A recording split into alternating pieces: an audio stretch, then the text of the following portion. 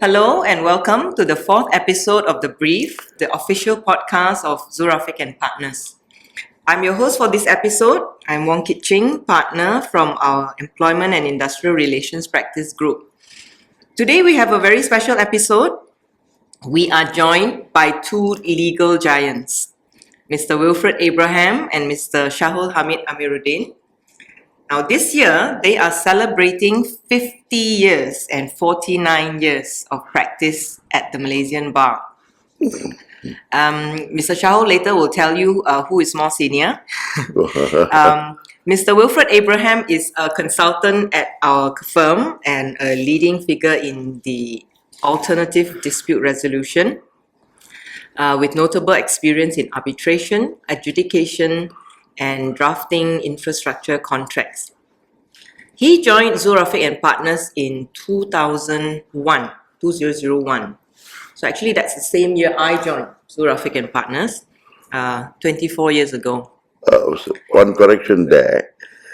We agreed, Wilfred and I agreed to join Zul Rafique and Partners in 2000 itself, 1999 itself.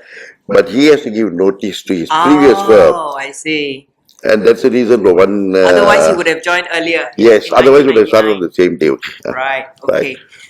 So, Mr. Shahul, as you've heard, the man himself, he's also a consultant in our firm. He's one of the founding partners of Zul Rafique and Partners in 1999. And he's a seasoned litigator. He has appeared in landmark cases and is known for his passionate advocacy. Okay, let's kick off this episode by getting to know this gentleman. Let's take it back to the beginning. Mr. Wilfred first. Can you share a bit about your childhood? Where did you grow up? What schools did you go to? That's a bit diverse, I'll tell you why. I was born in Ipoh. Right? Ipoh boy.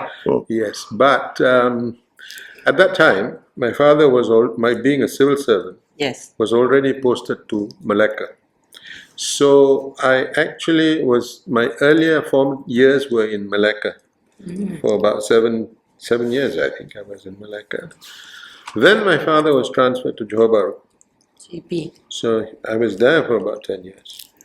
Which school was that? Oh, I was in English college. What is now known as Maktab Sultan Abu Bakar. But during my time, it was English college. Yes. No, it changed during my time too. Then my father was then again transferred to Kuala Lumpur. So, and that is where I've been since 1969. The unfortunate May riots. That's when I came here. You see, because at that time, when we finish our fifth form, we have to wait for the results and then the placing to the sixth form. You don't get an automatic position. Okay. So, in the interim, the unfortunate incidents took place, you see. The May 13 riots. So it was only in June that I became a student or pupil at Victoria Institution. VI for sixth form. Sixth form. Oh. And after that, I proceeded, after my sixth form, I proceeded to London to read for the bar. And that was in 1971. 1971. Yeah. And I got back here December 74. So 3 years in London? Yeah, a little more than 3 years, yes. English College, VI, both very good sports schools, yes? Yes. I'm not boastful, but my reason for being brought into VI was because of my cricket. Your cricket? Yes, I was playing under 23 cricket and hockey, but hockey I was playing for school and district. And at that time, we had this headmaster called Mr. Murugesu. Murugesu, yes. Who used to go around, during school holidays. He used to go around to all the schools around the country and sporting talents. And bring them in.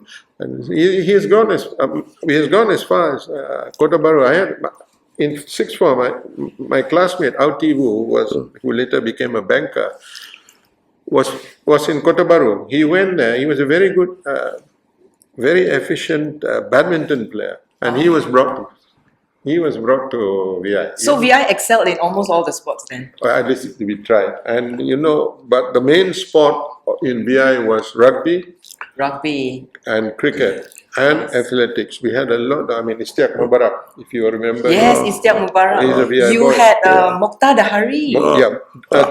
The irony of Mokhtar Dahari, who became one of Malaysia's Great leading footballer. footballers, Yes. he didn't find a place in the first team in VI. Oh dear. You see, I mean, these were the accidents that took place, but there it was.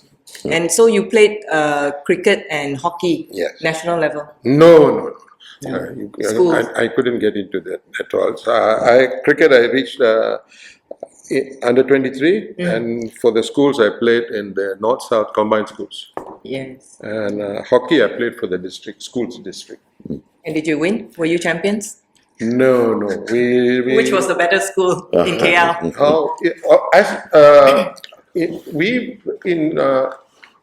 We won the Vanderholt Trophy. In my year, yes, we won the Vanderholt Trophy. That was the inter-school thing. We didn't win the Stoner or the Stoner. Stoner is played by all the clubs. We didn't win that. Now, in terms of competition in schools at that time, we had the Royal Military College. RMC? Yes, Anderson. Anderson Ipoh. Yeah. Mr. Shahul's school, which Yeah. he will talk about proudly later. KE7, KE7 is also Ipoh? Taiping. Oh, Taiping, yes. Penang Free School. Penang Free School. And down south, we had, of course, English College. MCKK. MCKK was famous for their rugby. We played the rugby. Yeah. Until there was a headmaster who joined MCKK, his name escapes me. He was cricket mad. So at that time, a lot of MCKK boys played cricket. Right. Well, interesting. Mr. Shahul, your early days, you were born in Ipoh also? No, I was born in India. You were born in India? That's right. Wow. I was born in India, and my grandfather came to Malaya, what was then known as Malaya, as a trader, carrying bundles of onions. Onions? Onions, He was trading onions? yeah, and textiles. Yes. That was his trade. And later on followed by my father. Right. And of course, we being good Indian Muslims, and since India was quite nearby, those days 5 days travel by ship. Oh. So every 2 years once, parents will go back. So I was born in India. And how did you end up in Ipoh? That's an interesting question. I was quite naughty. Naughty. So my grandmother and my aunts all decided that if I was left behind in India, I'll go rubbish. So they decided to export me.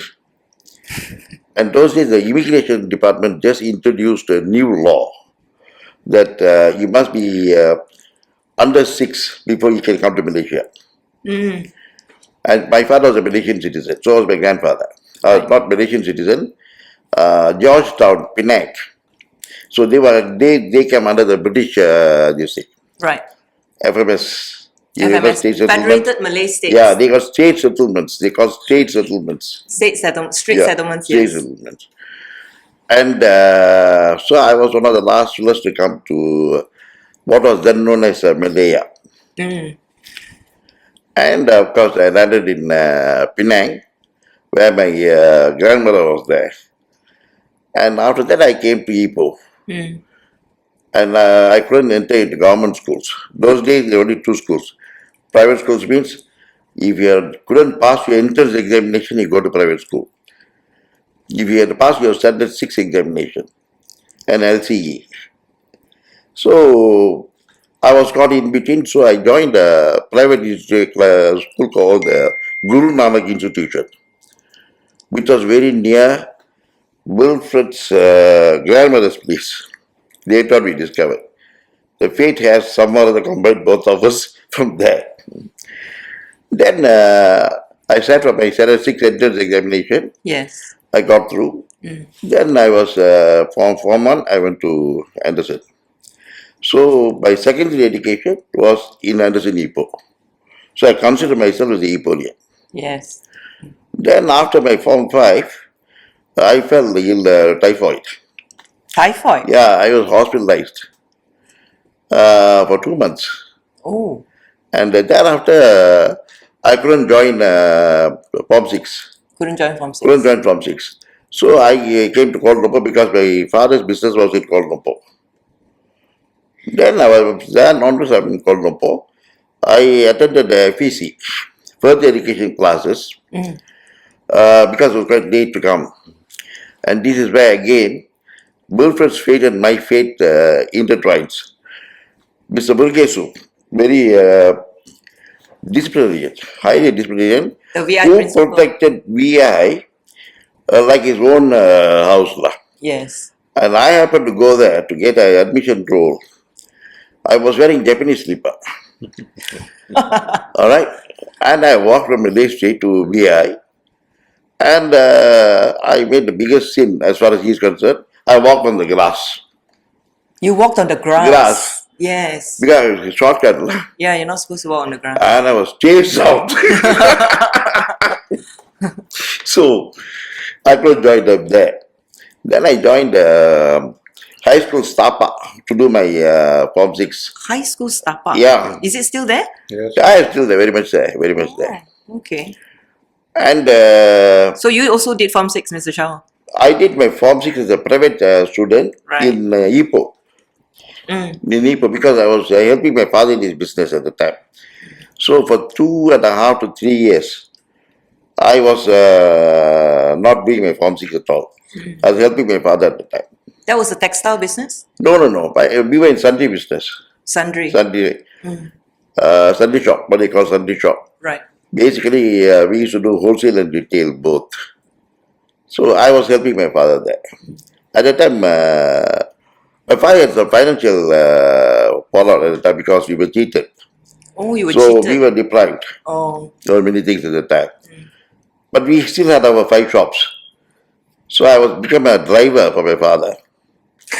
And I accompanied my father from Ipoh to Singapore and Singapore to Penang in the car. That's over 2 years. So that's my background then. One fine day I decided I can't waste my time here selling sugar and rice. So what do I do next? I decided to do law. Right. And of course that was always my ambition. So I just decided to go to Lincoln's Inn. Lincoln's Inn. Yeah, to read for my law. And that's why I met Wilfred. What year was that? Lincoln's Inn. 1971. Both of the same batch. Same batch. Yeah, same batch. So how is it that Mr. Wilfred is more senior to you? Very good question. I was deferred in one paper. You failed one paper. And that's a paper which really surprised me. Oh. Because for Form 6 entrance examination, those days it was known as the paper History 8. History. History 8, subject 8. History 8 means British Constitution, constitutional law, and history. So that was one of my subject where I scored distinction. Yes. So when I went to do law, the second year, constitutional law, I thought I'm a master. I already got a first class grade already. That's the biggest mistake I made. The overconfidence. You were confident. And I got a conditional pass. Conditional pass. So I had to sit for that one particular paper. But of course, I decided to go on a holiday to Ireland, came back late and missed the September examination. September, you missed. September, there are 2 examinations. One is in June, July, the next one is in September. I missed it. So I had to go and plead with the Dean of Insular Court and say, since I have conditional pass, let me do from my finals, year 3. And I carry on this paper and I'll finish it. Right. So the next year, June, Wilfred cleared, but I had to clear my constitutional law first. Yes. So once I cleared, I September examination, I said, that's why it's 3 months difference. That's why he's 3 months senior to you. Yeah, but no, he's senior to me by 3 months already. Okay. That's a background. Okay, so Yeah. that's really interesting, your colorful early life legal education. So you were both called to the Malaysian Bar in the mid 1970s. Yeah. Yeah. No, he was called in 70. No. I was called to the Malaysian Bar in June 1975. June 75, yeah. June 1975. Mr. Shahul? No, I again decided to take a holiday. I went to India for 3 months. You're always 3 months behind your. Yeah, that's right. So I was called to Bar the following year, 76, 2nd January. January 76. Yeah. Because I already done my chambering, everything, then I went for holiday. I see. So, Mr. Wilfred, where was your pupillage? Who was your My pupillage was in Shern. Shern Dalamo. Wow. And my pupil master was now Justice Shankar. These days he was known as Mahadev Shankar. Mahadev. One of the most strict pupil masters you can have. He made me do things that I don't think many pupils would do. He made me read Sarkar, which is in two volumes, from page to page. Sarkar on evidence. Yeah. From page to page. Yeah, I was made to read that too. And Malal Supreme Court. Malal Supreme Court. 1957, which had 1057 pages. I'll never forget that. He made me read it from cover to cover. So this, and he was very open about it. He said, look here, if you want to practice litigation, this has to be at your fingertips. Right. Otherwise, you will never make a good litigator, a good lawyer. And so we had to do that. And of course, as I said, he was there. But in many ways, I was also fortunate that my brother was also in the litigation department. So in many ways, he guided me. When I had a difficult problem, I used to go and talk to him, and he say, "Yeah, why don't you go and look at this and that?" Don't forget, Shahul and I, having qualified in the UK, we were quite at sea with regards to Malaysian legislation. For example, the National Land Court. England doesn't have national. Oh, yeah. Even the Evidence Act that we talk about here is actually a carryover from India. Yes, the Indian Evidence Whereas Act. in England, the Evidence Act is all really case instituted, case formed, and it proceeds that way. It's only in 1968 that they came out with the Criminal Act, remember? Theft Act. Theft Act, then the Criminal Law Act. Yeah. So a lot of legislations in England were never there when we studied. Right. So things like the Penal Code. Yes. Of course, I didn't do much criminal law. Shahul did, but I did. So there it was. But things like the civil procedure. Yes. Now, if you compare that to the White Book, I remember the White Book. English Yes. White Book, Yes. there's a vast difference. Yes. There's a vast difference, and we had to come to terms with these things, when we were practicing. And so we used to flounder a bit. There's no two ways about it. We used to flounder a bit, make mistakes, and get scolded from the magistrate to the sessions court to the judge. And that was part of learning. Yes. That was part of learning. Yes, and that is how I did this thing. So Shankar was my pupil master. Then they decided to give me a employment there. So in Shern, we only had one system. When you are in the litigation department, everybody does debt collection for 1 year. So we had a large amount of debt collection. Various companies, will come and tell us, this fellow owes us so much, and then you go to the courts and collect it. So that's debt collection. Yeah. The next step is insurance, running down. Running down matters. Yes. After the second year, then the partners will tell you, hey, look, whether you actually are going to be able to cut it in churn or not. And so once they say that, then they will put you in certain departments. Yeah. We didn't have the specialization that we talk about today. They put you in certain departments under certain partners or a single partner, and then you do his work. You see. So that is how.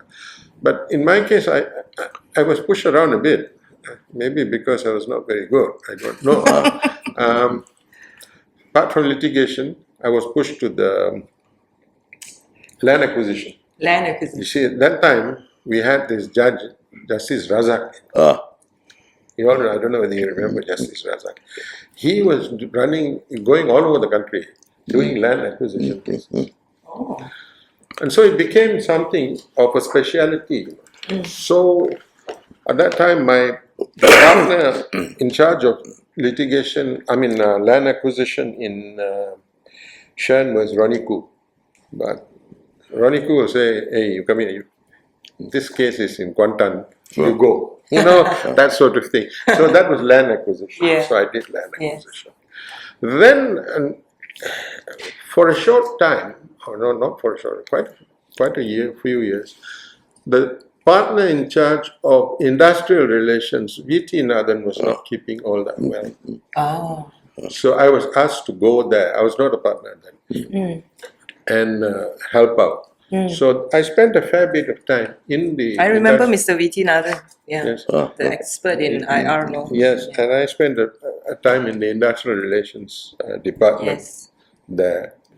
After which, in 1982, the late Ronald Koo came to my room and he said, look, we are going to start this construction department. So I'm looking at him, saying, okay. So I went into the library.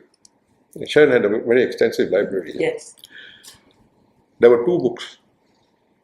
All of 2 books On relating construction. to construction in the library. Yes. And that was my start in 1982. That is when I actually began doing construction law. And my first opponent was the late Vinayak Pradhan. Vinayak Pradhan. I don't know whether you know Yes, Vinay Pradhan, good cricketer as well. Yeah. I mean, we know each other as cricketers, but we were on the opposite sides in the case of Bank Bhumiputra. Bank Bhumiputra. Yeah. Where I was acting for the contractor, and my complaint is that the architect hadn't taken into consideration the fact that the river, the Gomak River was flowing there. It was eating into the foundations because of erosion. Yeah. Right. And he didn't make allowance for that. Right. And so there was time involved and this, that and the other. And so that was my attack insofar as the case was concerned. But actually we never went to final decision because I think we settled that. You settled. We settled that. The next case was Bank Riot, where I was against, I think, Tun Zaki Azmi, I think. Yes. That went almost the full haul. Again, at the very last moment, just before the hearing, it was settled. So that was The start of your illustrious my foray into construction arbitration. Arbitration. Yeah. Mr. Shahul, where did you start your pupillage and what areas of this law? is completely and totally different from Wilfred's history. Right? Came back from England. Rajendra and Teki were my father's solicitors in Kuala Lumpur. Yes. Mr. R. Pududurai, a very Mr. R. senior lawyer. Pududurai, yes. Yeah. His father was Rajendra. So he was there, my father knows him. So he said, go and see Mr. Pududurai. I went there. Mr. Pududurai just greeted me while standing. He's a man of very few words. All right, you go and sit there, look at the old files. Yes. And of course, I looked at the old file.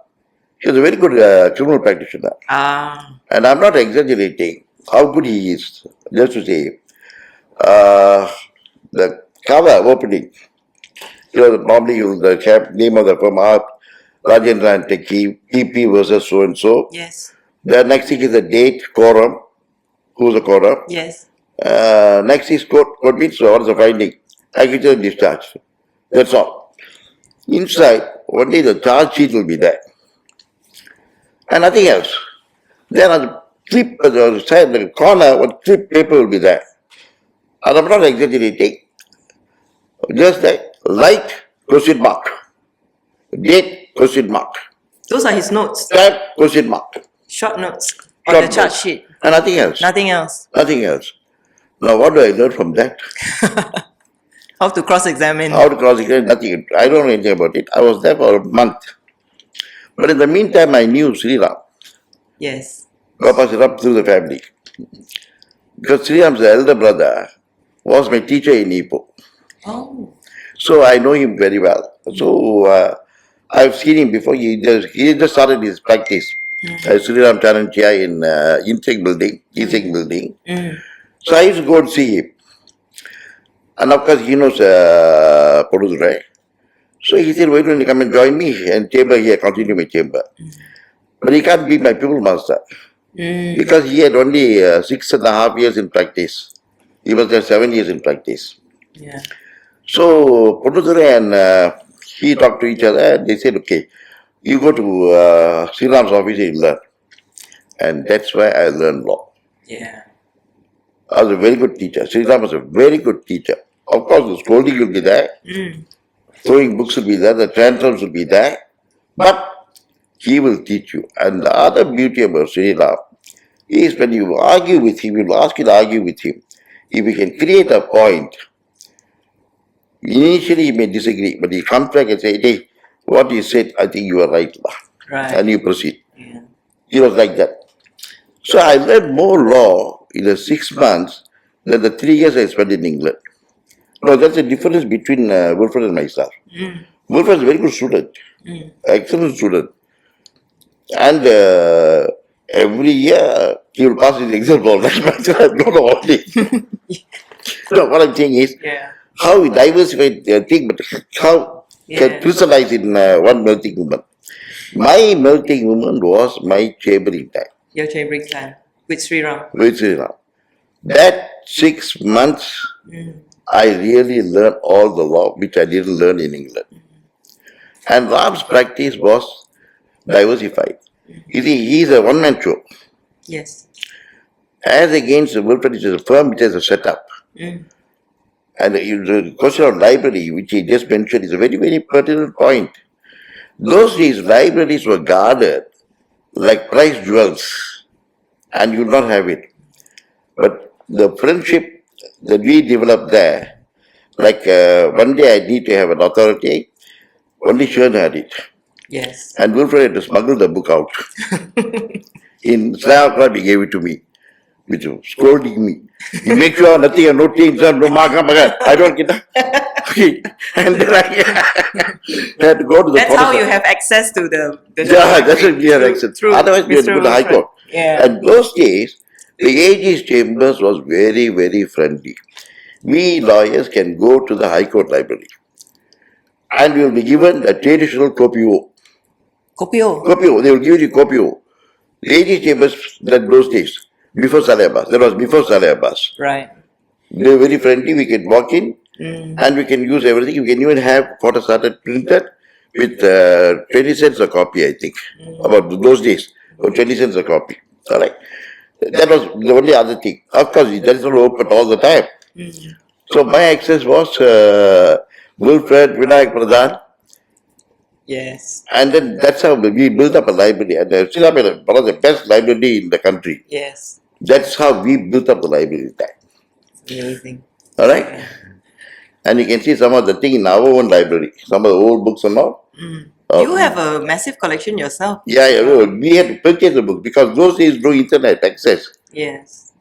So we had to go and look at it. Yeah. The next time, my practice then, of course, with Sri Ram, I was the only one, and both of us were running from Johor Bahru to Alausta. What kind of matters? Oh, I started with criminal cases, civil cases, and the insurance cases. Right. Then subsequently, when safety insurance gave us more work, I became a running down lawyer. Running down lawyer. Running down lawyer. And that's why I made my mileage. Salary was 600. Salary was 600. Mileage claimed 2000. 40 cents a mile. 40 cents a mile. So of course, Wilfred and I have no problem. Because we were doing running around cases, running around, he in his Alfa Romeo, myself, Vauxhall Victor, and covering everywhere. And I think, I can probably say I have been to every court. From Johor Bahru to Kota Bahru. Sometimes car breaks down, you carry the book and file before the mechanic. So that was a real learning experience. Real learning experience that was. Talking of courts, Yes. there was one occasion where I had to go to Greek magistrates court to hear. I mean, it was an accident case. 36, Greek in Perak. Yeah, Perak. Yeah. 36-1 or 34, must be 36-1, 34. because 34A will go to the President Sessions Court. You know what happens? Because of the communist insurgency and all still going on Communist in insurgency. that area. But there was also quarry works. So every time there is a blast, they don't know Whether it's the quarry or it's the communists. So they'll say, okay, all of you go and sit in the rest house. So we go there and wait. And then we start again. So that was great. Wow, interesting. So in the courts in Greek, when you hear an explosion, you don't know whether No. You see, until the police will come. the police will come. And then they'll say, okay, no, it's okay. Wow. There was another occasion, I'm sure you all know, in those days, we had something called workman's compensation. Yes. The claims, And so I used to do that. And this was a court in Kuala Kelawang. So, Kuala Pilala, that's Negeri Sembilan. So we fellows get up in the morning at 5 o'clock, drove up there, 8:30, went to the court, all closed up. Closed up. So I said, hey, what's happening? So finally I went through the door and went to the back, and there was this old Chinese gentleman with yellow glasses, the rims, the lenses were yellow. And he said, what are you doing here? So I said, don't we have a hearing? He laughed. He said, wait, it only starts about 11:30. The magistrate has to come from Seramban and he has to finish his mentions in Seramban and then he will come. I said, oh. Then I said, by the way, there's a goat sitting on the bench, the chair. He said, don't worry, don't bother anybody, you go. There's a goat in court. The goat and apparently from what I heard later, that is the home of the goat at night. Wow, that's colorful. From explosions to goats. Okay, now let's go to something more significant. Can I just add that? Yes, Mr. Shah. Joke the goat. About the goat? Goat. Now you are the goat. I have seen snakes. You've seen snakes in court? Yeah. These are people. I know. I'm not joking. Teluk Intan. Teluk Intan. Yes. And Teluk Intan court, those days, now we have a big building there. And those days, case is going on, suddenly I feel a bit wet down. Oh no. The water has seep through. The water has come into court. Yeah. And up to my ankle length. I will chew all the light. And the tide is up. And the tide is up. In one particular in Seramban, we couldn't enter the court. We wait until the sergeant comes. Sergeant comes with the gun. Kolapilla, I think, not Kolapilla, one more place in Seramban. You wait. Why? Sergeant has to come with the gun because snake may be there. Oh dear. Yeah. That was a very interesting. The snake. Sorry, I interrupted. Go on. Wow, that's really interesting. So much wildlife in court those days. Okay. We move on to something that's a significant moment in our legal history in Malaysia. 1988 Judicial Crisis. So this was when the Lord President of the Supreme Court at that time, Tun Saleh Abbas, was suspended and later removed from office. And this came after a tribunal was set up by the executive to investigate alleged misconduct. And then in a bold move, 5 Supreme Court judges granted an interlocutory order in Tun Saleh's favour. And these 5 judges were themselves suspended shortly after. So this unprecedented act effectively paralysed the Supreme Court at that time. And Mr. Wilfred, you were involved in defending one of those 5 suspended judges during that crisis. So let's hear some stories about that incident. I represented the late Wan Hamzah, Justice Wan Hamzah, Justice Wan Hamzah. who was the Brother of Wan Sulaiman? Yeah. no, Different. One Yahya and one Sulaiman brothers. One, Yes, but not one Sulaiman. Wan One Hamzah. One Hamzah actually is from Kelantan. Kelantan. But he, of the 5, he was the most junior of the 5. You know, Yes. in the federal court, or the Supreme Court. Anyway, so we were called by Wong Chonghua and Cecil were the senior counsel in the group. We had 11 eventually. 11 in the group. 11 eventually. No, selected finally 11. And they then said, okay, you represent so and so, you represent so and so and so. So I was asked to represent Wan Hamzah with Lo Sui Chiang. Yes. Lo Sui Chiang was my thing. So now the issue that really took place, as you say, was the 5 judges had issued an interlocutory order, interim order actually, to stop the Saleh Abbas tribunal Yes. from proceeding further and making their recommendations to the Agong. Okay. They then sat, the other judges then sat and found that this sitting was supposedly illegal. But as a result, they had the tribunal was set up, and in the This is the second tribunal Second. against the 5 judges. The first tribunal was against Saleh Abbas. the first tribunal, Saleh Abbas never appeared, because he from day one, on the advice of Raja Aziz and the co-counsel, they said, look, all of you, I mean the 2 of you, basically Tun Amit and who was the other one from Sarawak? Lee Han Ho, Lee Han Ho. were part and parcel of the order and that these people were seeking.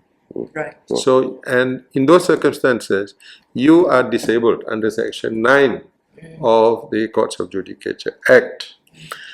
So, in those circumstances, you shouldn't be hearing this dispute at all, and you should be actually abdicating from the tribunal. Of course, Tun Habib said no, and they continued. So the lawyers for Tun Saleh Abbas said no, we are not going. I see. But that aside, the 5 judges then gave this interim order to stop the tribunal from making their recommendations to the Yang di-Pertuan Agong. And as a result, they were then brought before a tribunal. Right. And this time we said, look, we will Appear. All of us will appear. The judges agreed that we should appear. Yes. And so we appeared. And I represented Justice Wan Hamzah. Justice Wan Hamzah and Justice Yusufi and Justice Azmi, their position was quite similar in the sense that they were asked by Justice Wan Hamzah one Sulaiman, I'm sorry, whether they will sit on the Recite. sit in the panel, and they said, yeah, no problem. They said, okay. With Georgia, Dato Georgia, there was a slight difference in the sense that he was in Kota Baru for the sitting in Kota Baru, which Justice Wan Sulaiman was to chair, but Justice Wan Sulaiman didn't go. Okay. He, upon hearing a call from Wan Sulaiman, Georgia decided to come back.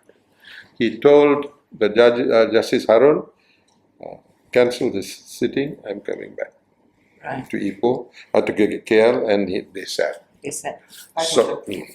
So that was deemed to be illegal, but that was subsequent. So when the tribunal sat, the real issue before the tribunal was only one. Section 9 of the Courts of Judicature Act, Section 9(1) actually. When is a person disabled or unable? And the argument, in fact, the common argument of all the 5 judges is this: look, Hamid and Lee Han Ho were disabled persons. They couldn't do anything. The next most senior judge was Justice Wan Sulaiman. So therefore, he had the power under Sections 38 and 39 of the Courts of Judicature Act to convene such a sitting. So, now, the odd part of it is, if you all actually read the report, the majority report of the second tribunal, Justice Edgar Joseph, I use the word argue because he actually argued. He said that Section 9 has got this meaning, but the meaning and the submissions taken by us is also a responsible one. Now, don't forget, at that time, in order that you recommend that these judges were guilty or whatever, it was beyond reasonable doubt. So if you say that there was a reasonable explanation for him to call for the sitting, and do you actually cross the hurdle of reasonable doubt? So that was our argument. But unfortunately, the tribunal, which was a majority, it was a majority decision. One judge, we had one from Singapore, one from Sri Lanka, and 3 from Malaysia. We do not know who, but we suspect that the Sri Lankan judge was very clear. He said, look here, there is no misconduct. No misconduct. Full stop. No misconduct. And all the judges should be acquitted. This was the Chief Justice of Sri Lanka? No. The Chief Justice of Sri Lanka sat in the first tribunal. The first tribunal against Saleh Abbas. Saleh Abbas, not.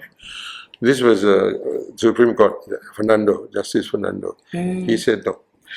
The Singapore judge said, look, the 3 obviously are not guilty at all. That is Justice Wan Hamzah, Justice Yosefi, and Justice Azmi. He said, yes, there was Wan Sulaiman and Georgia were guilty, but it does not extend to misconduct. So, that was the position that was taken. But the 3 judges majority said, no, this was this thing.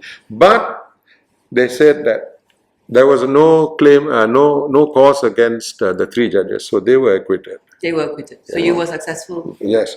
But Justice Wan Sulaiman and Georgia were recommended that they be removed from service, and which happened until 2008, when under the Badawi administration, they recognized that this was an injustice, and they reverted it back. So that's a nutshell. But you all can look at the report of the second tribunal. It's quite interesting reading. So how old were you then when you were representing the Well, this was Justice Wan Hamzah, Supreme Court Justice. 1988. I would have been about 37. 37. The highlight of your career. Mr. Shahul, you also have some highlights. In the 1980s, the government introduced the Essential Security Cases Regulations, ESCAR, Oh. and the Bar Council had a protest about those regulations, and I understand that there was a protest march. And Yeah, to the parliament. yeah, and then you got arrested by the police. Oh, yes. I got arrested because of one fellow called Chingara Singh, who identified me by name. So we were, of course, we were in day club. The meeting was convened in day club. Yes. And we were very upset about the particular act. Yes. And we decided to stage a march. And of course, in a heated movement, Zul Abraham was one of the speakers who said, why don't we march to the parliament? So, of course, we all went to the parliament, jumped into our cars, So drove this to the parliament. was this planned? No, impromptu. Impromptu. I see. So, yeah, we were going to parliament, suddenly we were stopped. Some of them entered into parliament. How many house. of you in that march? Oh, but 100 over. 100 over? 100 over. An impromptu march? Impromptu march. We walked from day club to the parliament. And in those days, there was no WhatsApp to send a message to say, No come, WhatsApp, let's no march. thing, no So WhatsApp, how no did you get WhatsApp. 100 people? But there was an EGM going on. Oh, there was an Ah, EGM going on. Right, okay. So we marched and of course we stopped. So we staged outside. So we were all standing in outside the parliament and shouting, marching. Every time an MP goes, he shouts, lah. Yes. Then police was called and of course we were all photographed by so many flash. And subsequently we received information from police. I used to do a lot of criminal cases those days. So one day one police inspector called me, hey Shahul, warrant of arrest against you, man. I said, what did I do? They're marching. Then I called the other fellows who went with me and hey, warrant of arrest, etc. Then of course we spoke to the Bar Council.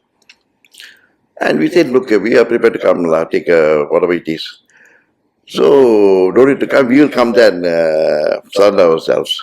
Oh, you went to surrender No, yourself? we told them, we informed the police officers, don't come and embarrass in our office. We will come and take your summons. Right.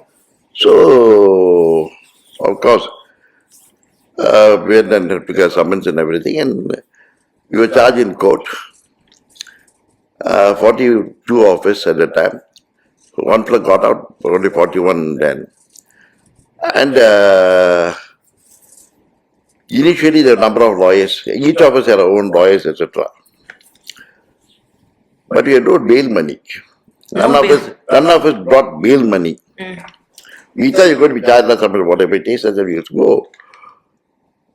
And suddenly Sulaiman Hashim, he was dead. And he said, bail or whatever it is and all this, a lot of. Then Zul and I, Zul also a participant. Our Dato' Zul Rafique. Yeah, participant. It was Zul and I one day decided, look, if all these buggers are going to represent us, no common this thing lah. So why don't we get counsel who we trust? And we spoke to the other fellows, Anand Krishnan and other fellows, they all agreed. And we sat, the 42 of us sat in one room and we decided who should represent us. Right. And we invited and they all agreed. Raja Aziz, Ngek Tiong. So you were charged? Yeah. Oh. We were charged in Sessions Court. Case went on day by day. Went on for so many days. Oh. Went on for many days. And Shakuntala Devi Sharma, you Karavade. Because we wanted to stand as one unit. All the lawyers, everybody. But we saw one thing, beautifully, the senior lawyers all came to support us. Oh. Every senior lawyer came to support us.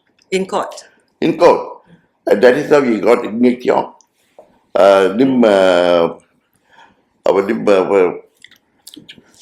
My goodness, Penang,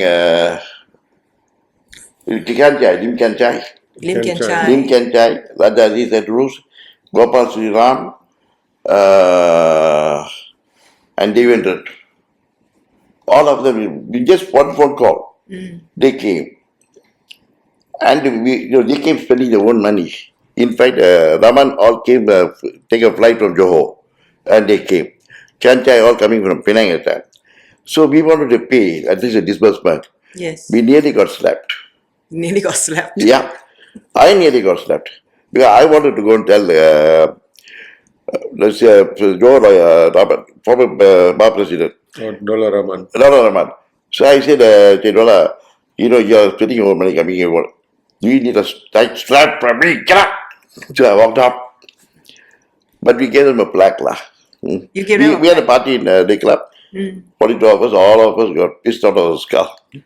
Every one of us. You had a party. Um, That means you were acquitted. Not acquitted. We were caught in the caution and discharge. Caution discharge. But that sort of we attained majority, age of majority of that day. Really understanding who our true friends are. Who to trust, whom not to trust. Because those in the practice of bar was very friendly. If one does something wrong, all others will stand up for him. But that kind of a cooperation doesn't exist now. That's the saddest part. Yeah. Well, gentlemen, thank you so much. Okay. I think we've come to the end of our session. Thank God. Any closing remarks, Mr. Wilfred? Any closing remarks? Any advice for the lawyers today? Should everyone start reading Sakar and evidence? No. I think in terms of law and younger lawyers who want to practice, I only wish to say this, your integrity is the most important. Integrity. Yes.